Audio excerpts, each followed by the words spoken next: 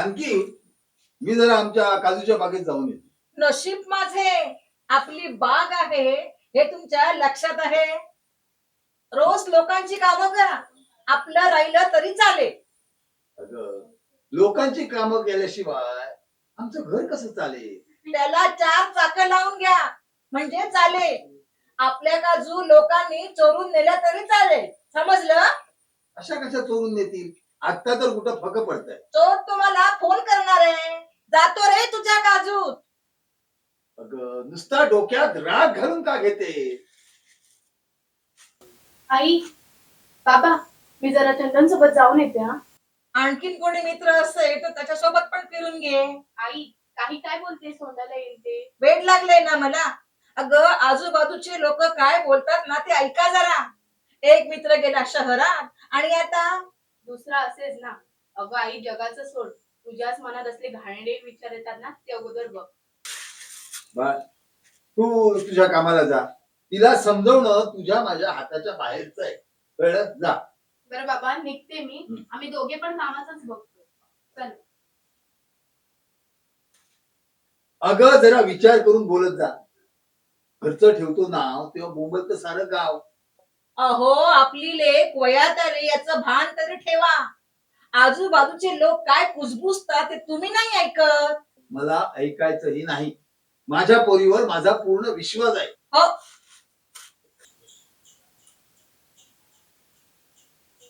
अहो चंदनचे बाबा, जरा वेळ असेल तर इकडे लक्ष देता का? सरकार, तुमच्याकडे तर रोजच लक्ष असतो. मला तर काहीच फरक दिसत नाही. मी तुम्हाला जवानीची स्वप्ने बघायला नाही सांगत आहे. जरा वेळ मिळाला तर काजू बागेत येण्याची कृपा करा. आम्ही कृपा करू. आशीर्वाद तेवढा फक्त तुम्ही द्या. आशीर्वाद कुठला? अष्टपुत्र? नको ऋषी मुनी, एकच पुत्र पुरे आहे. आई बाबा, मी जरा श्रुती सोबत जाऊन येतो. सहज ना रे, का पुन्हा सुरू झाले जवानीचे वारे. हो, ते तुमचे जत्रेतले प्रेम नव्हे, कासराच्या दुकानाभोवती गोल गोल फिरणारे. व तोंड सांभाळून बोल. कशाला वाजवतेस माझा डोर?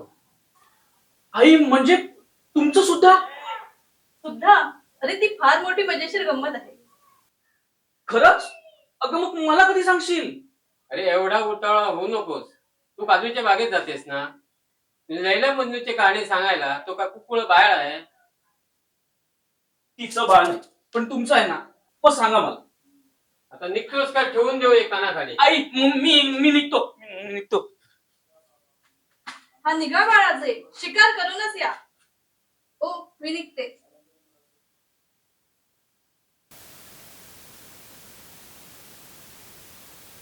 कसलो करो सध्या नवीन कसलो इलो हार्दिक तो आल्या नको वगीत तुम्ही टाइम काढताल्यात. कश्मीर रडाय जातोय. कोण दितलो आमच्या हातीत बंदूक? आमचाच नशीब फुटक्या. काय रे, बंदूक घेऊन शिकारीला चाललाय की काय? कोणतरी फोन करेल मग बसत बोंबलत. नाही रे, शिकारेला नाही, प्राण्यांका नाही रे बाबा. पर्यावरण संतुलन ठेवचा. का बनला ठोकता मेलो परेश दादा, तू म्हणतात काय तुका गावात भूता दिसत? अरे, दुसरा सांगतो म्हणून सत्य काय? आधी आपण बघायचं, मगच विश्वास ठेवायचा. आता गावात गवे इतर प्राणी घुसतात, हे सत्य. थोडक्यात काय, देखल्या देवात दंडवत. मी नाही गेलो रे पुन्हा. भाडी मारण्यात तर वेळ जातो. ते बाबा आज चालव. हे 5 मिनिटं बसणार आहे तिथे. काय सांगणार? 5 मिनिटं सांगणार आणि अर्धा तास घालव.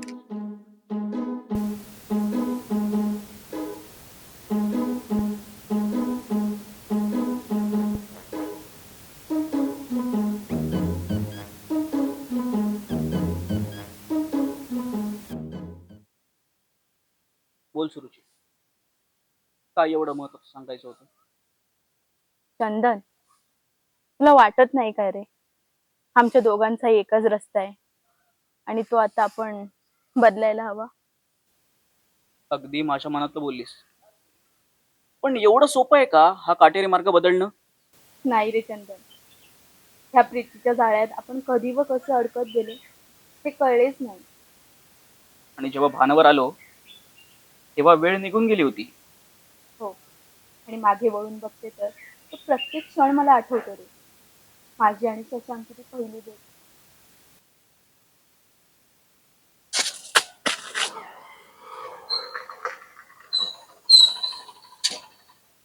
अगं सुरुची काय झालं, कशी पडलीस? काय माहिती नाही रे, बहुतेक दगड मध्ये आला वाटतं. अगं हा बघ दगड, याच्यामुळे स्टोल गेला वाटतं. तुला काही लागलं नाही ना? नाही रे. हाय गो. अगं केवढं लागलंय बघ. चल आपण डॉक्टरकडे जाऊया. नाही, तेवढं काही झालं नाही, सवय आहे मला. चल प्लीज आपण डॉक्टरकडे जाऊया. अरे पण नंतर बघू, तू बस मागे.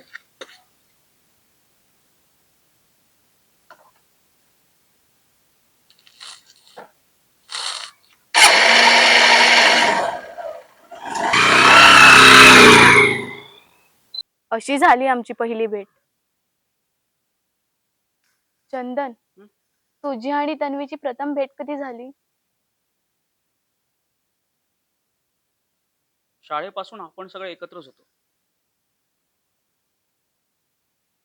एक दिवस ती घरी आली. गोपाळकाला जवळ आला होता. मी मूर्ती बनवत होतो.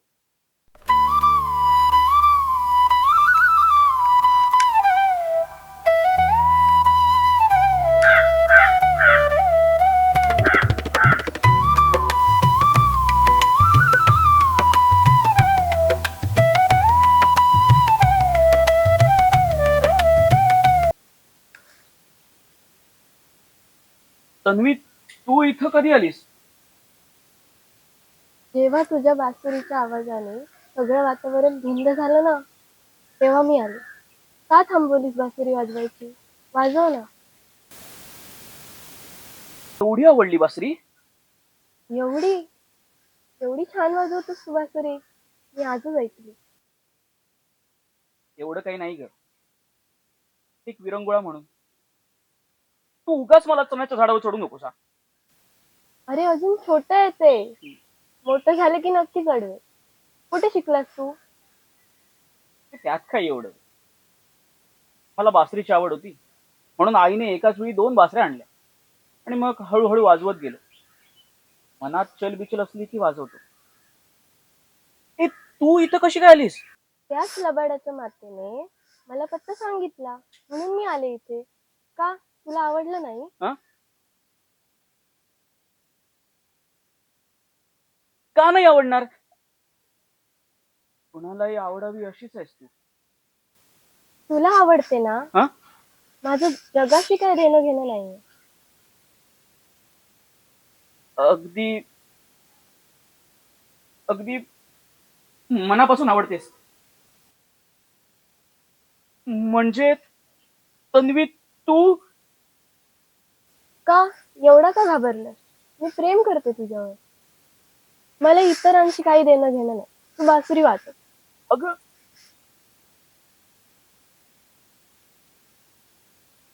बर.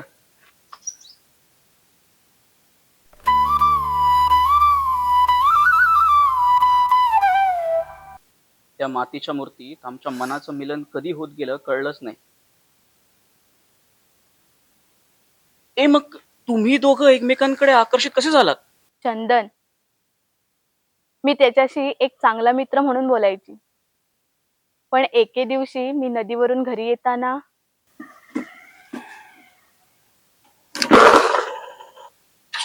सुरुची जरा थांब ना. रागवणार नशील तर एक विचारू का? रागावण्यासारखं काही नसेल तर विचार. मन. शशांक, अशी पहिल्या मुलासारखी बाराखडी काय म्हणतोस? बोल ना सारखं. नको, रागावशील, राहू दे. एक मैत्रीण नाही गमवायची मला. अरे नाही रे रागवणार, सांग ना तुझं ते मन. मला शब्दच सुचत नाही ग. आता तू सांगतोयस की मी जाऊ? जाते मी. प्लीज, तू मला खूप आवडते. असं वाटतं की तू सतत जवळ असावी. शशांक, हे लक्षण कशाचे आहे समजते का तुला? हो, प्रेम करतोय मी तुझ्यावर. I love you Suruchi. मी आवडत नाही का तुला? ते मी तुला नाही सांगू शकत. चल येते मी, कोणीतरी बघेल.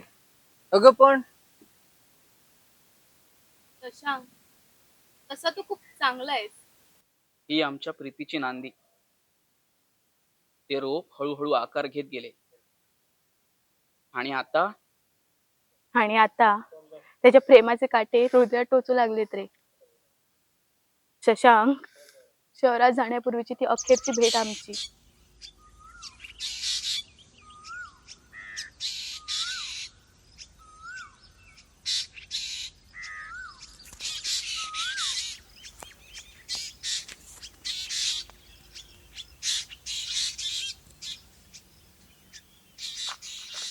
शशांक, काय झालं?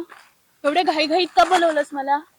प्रत्येक भेटीच्या वेळी एक छोटासा वळेसर घेऊन त्याच्या सुगंधाप्रमाणे दरवळायला सांगतेस तू. पण तू प्रेम का ना करतेस? असं का सुरुची? आपल्यातील ही गरीब आणि श्रीमंतीची दरी. पण ते मला मान्य नाही आहे सुरुची.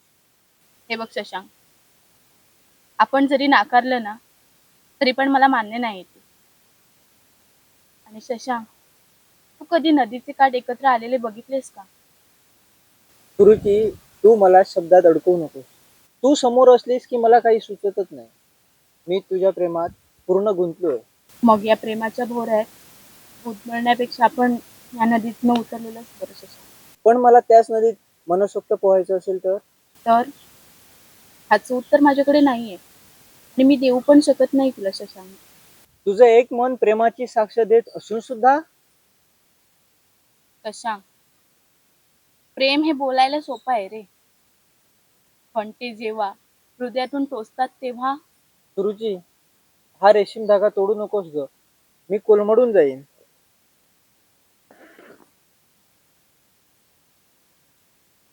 ठीक आहे, प्रेमाची भेट.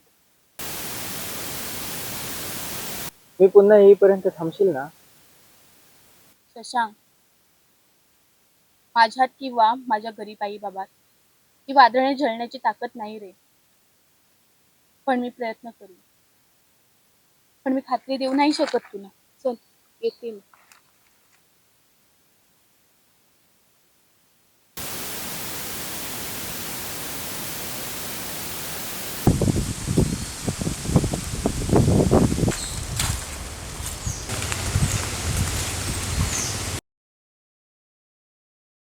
आणि इथूनच आमच्या प्रेमाचं फुल फुलू लागलं. चंदन, तुझ्या प्रीतीच्या वळेसाराचं काय झालं? मी दिलेली मूर्ती तिला फार आवडली. ती अधूनमधून घरी येऊ लागली. एक दिवस मी बागेत बासरी वाजवत बसलो होतो आणि ती आली. आता बासरीच वाजवत राहणार आहे की माझ्याशी बोलणार आहे?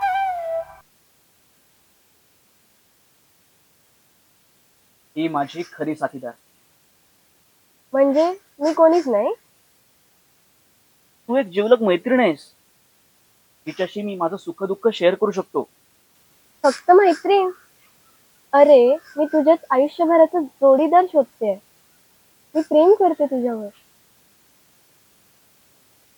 गरिबांना तो हक्क नाही तन्वी.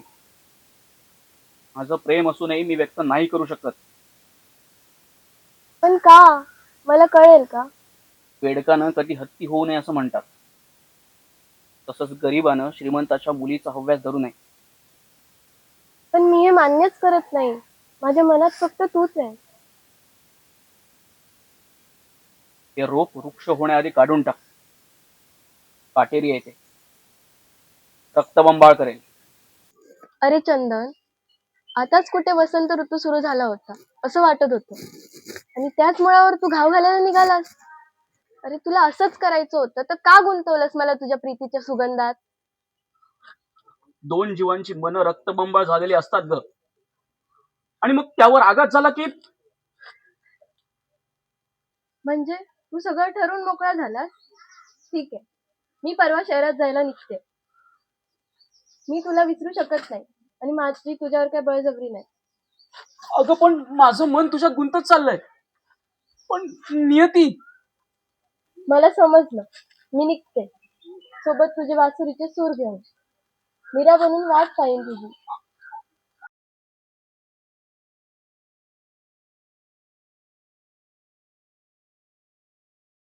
अगं तन्वी, ए तन्वी, ए तन्वी, थांब ना ग.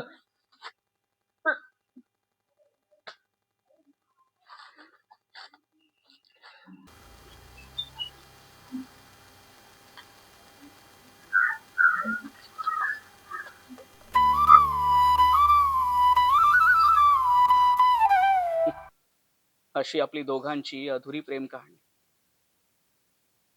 चंदन, आता त्या दोघांनी तर मार्ग निवडला. आता या दाट डोक्यातून आपण कधी बाहेर पडायचे? आपल्याला प्रयत्न करावाच लागेल.